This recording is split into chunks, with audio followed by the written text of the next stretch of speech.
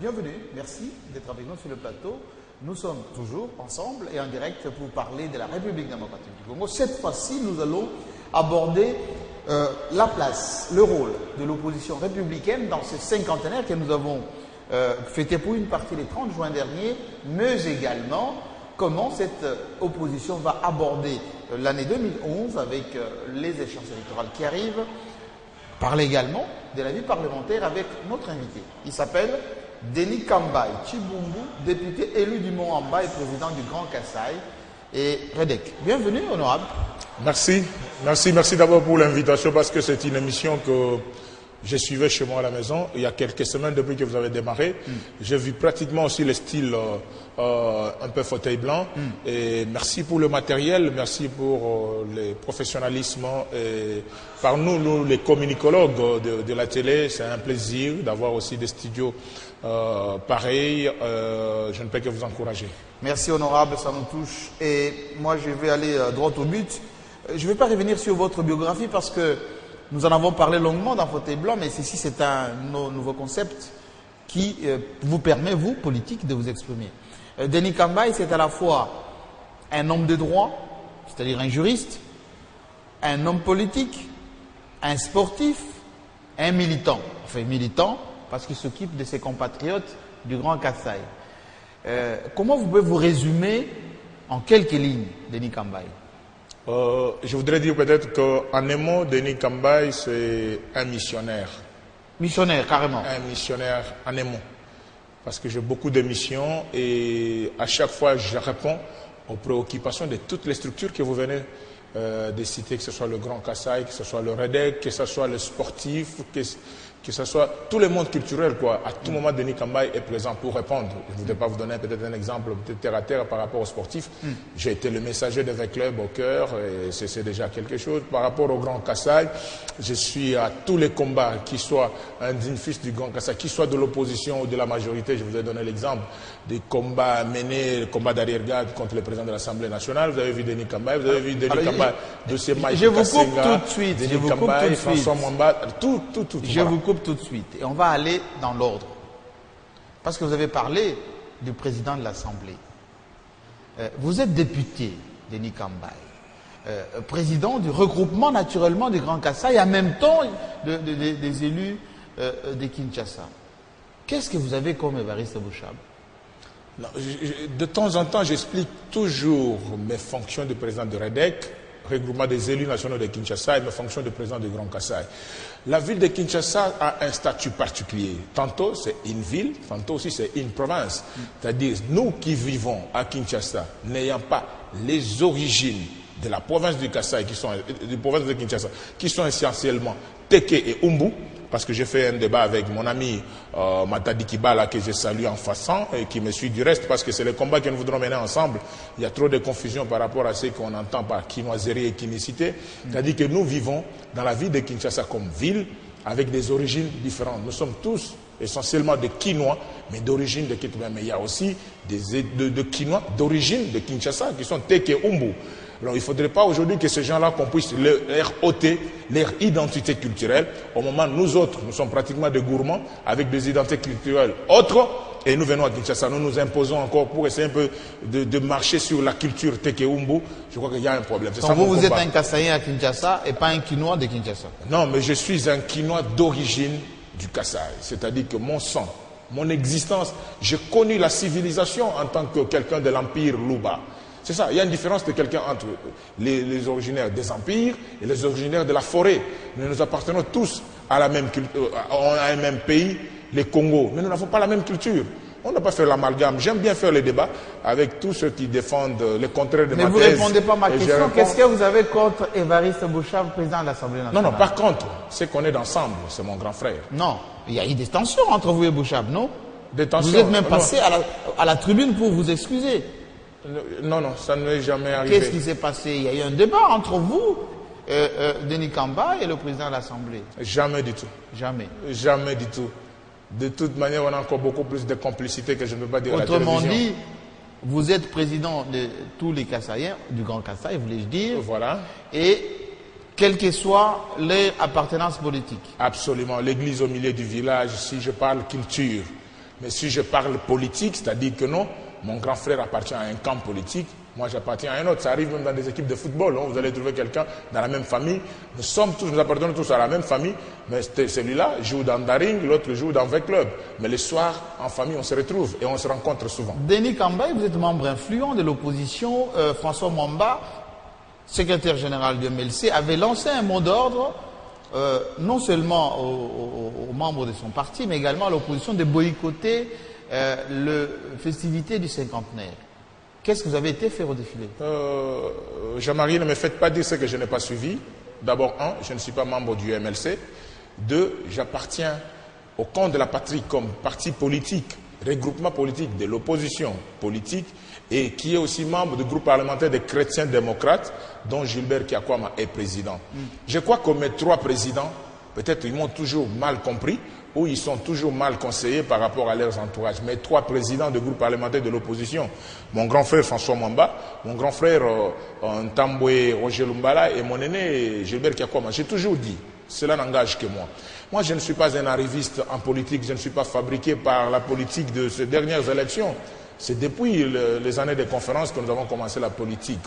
J'ai dit toujours, même si vous êtes un tout-puissant, comme à l'époque de l'opposition politique, Union Sacrée avec Étienne Tshisekedi, mais certaines décisions, avant de les prendre, il faut une concertation préalable. Que nous puissions faire un débat et que nous puissions voir les à côté, les pour et les contre de ces décisions. Parce que c'est ce que nous reprochons aujourd'hui au niveau de la majorité. Dire peut-être les mots d'ordre au niveau de la majorité. Les mots d'ordre là, avec Denis Kambaye, ça ne marche pas. Je l'ai dit, cette phrase est restée. Mais pourquoi vous laissez François Mwamba faire toutes les déclarations? Chaque fois qu'il faut lire un communiqué, on vous trouve tous derrière lui. Ça veut dire que vous reconnaissez son leadership. Il fallait absolument observer son mot d'ordre. Jean-Marie, de temps en temps, il faut me laisser terminer. Je vous parce en prie. que moi, je vous suis tous les jours à la télé. Donne-moi l'occasion aujourd'hui de m'exprimer dans ces beaux plateaux que j'ai beaucoup apprécié, de dire que en tant qu'homme politique, nous ne sommes pas des écoliers. C'est-à-dire que certaines décisions, avant de les prendre, il faut une concertation préalable. Quand il n'y a pas de concertation, Denis Kambaye, je ne marche pas. Parce que j'ai été élu sur une équation personnelle.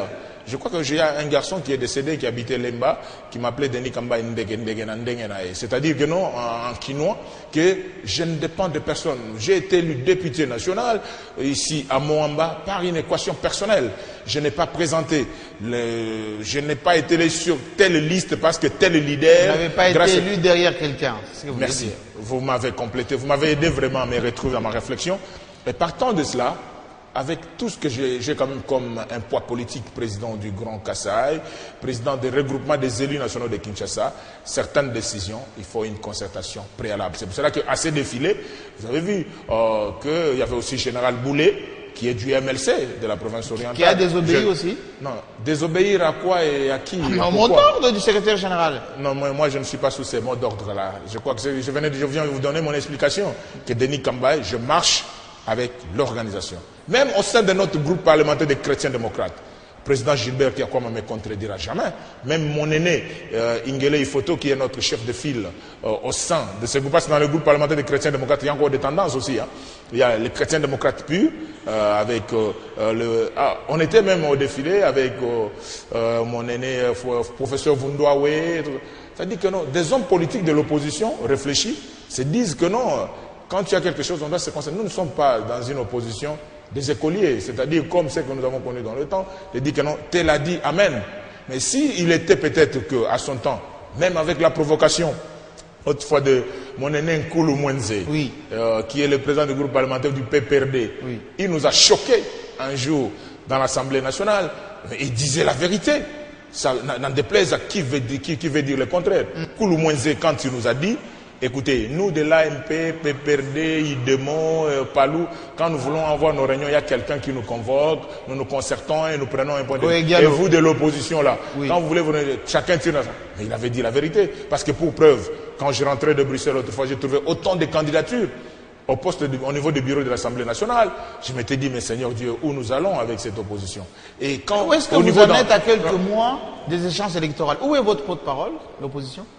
C'est une bonne question que vous me posez, pour laquelle moi je me pose aussi, et je m'adresse à mes 3 présidents qui me suivent actuellement. Président Gilbert Kiakwama, des 3 présidents qui vont endosser toute la responsabilité de l'échec de l'opposition. J'insiste, personne ne viendra me contredire quant à ce.